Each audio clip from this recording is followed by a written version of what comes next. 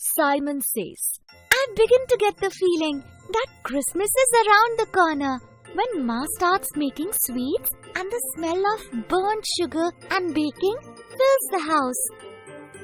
The countdown begins and every day there is some new activity going on, like the Christmas tree lights being checked out, the wiring of the star to be fixed, or the last minute chopping of the dry fruits to be done.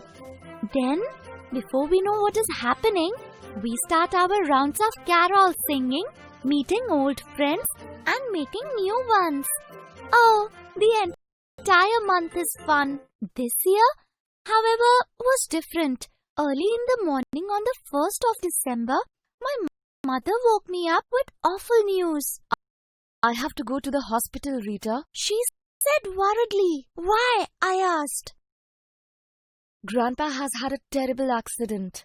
Grandpa is my favorite person in the world. After my friend Latika, I can't tell him anything, even grumble when I think Ma is being unfair to me. He always listens and gives me his fullest attention like I'm an adult. Simon does too, but that is different.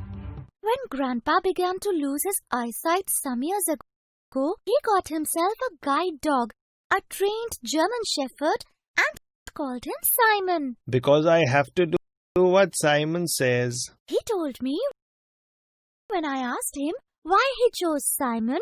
Then he told me about a game he used to play when he was a boy called Simon Says. Because of Simon, Grandpa could continue to live on his own.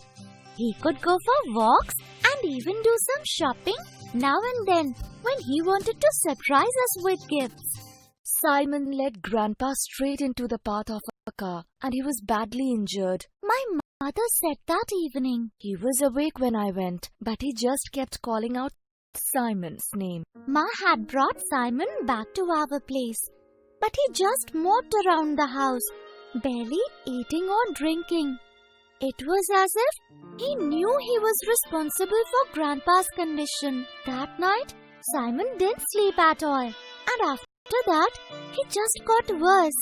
I took him out for walks, talked to him, and told him we are praying for Grandpa's recovery. It was a couple of days later, when I returned from school, that I made the discovery. Simon was sitting on the porch in front of the mesh door, but he didn't react to the sound of the rickshaw when I got home. He did not reply to me when I called out to him. He just continued to stare straight ahead at Ma, who was in the kitchen. Simon! Simon!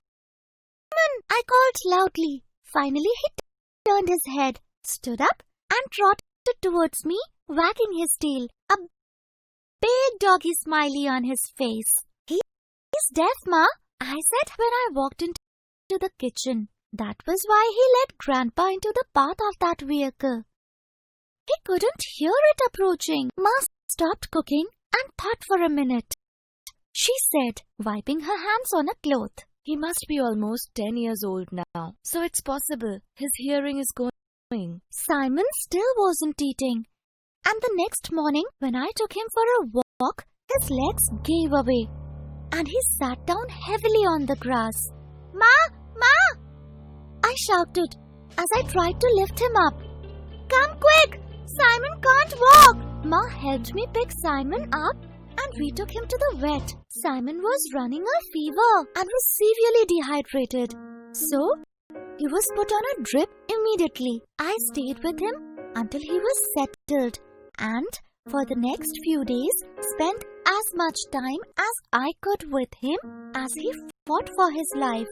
It was a week before I could visit Grandpa again. He looked so frail and weak and was bandaged all over.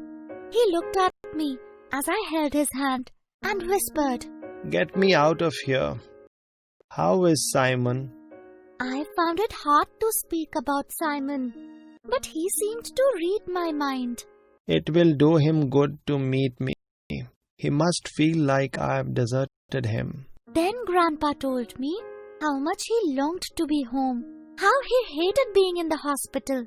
It took Ma 2 weeks to convince the doctors to let Grandpa come home with us. By then, Simon was back at home. When he realized that Grandpa was back too, Simon rose shakily to his feet and began to bark, almost trying to dance around, getting under our feet as we helped Grandpa get into a chair. The attendant who brought Grandpa from the hospital told me, Keep the dog away. He'll jump on the old man and hurt him. But Grandpa put up his hand and said hoarsely, Simon is too smart to do that. There were only a few days left before Christmas, and we had to look after 2 patients in the house now as we finished our preparations. But as the day passed, both made a slow, steady recovery. On Christmas Eve, I found Grandpa clicking off his mobile phone.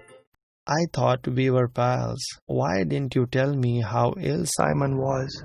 Grandpa had obviously been checking with the vet as well as talking to Ma.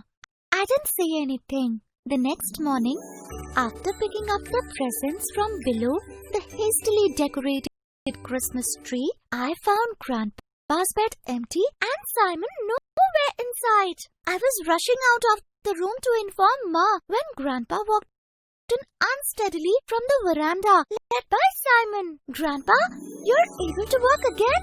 I exclaimed. How did you do it? I needed to get strong again for Simon. Simon says he's not ready to go yet.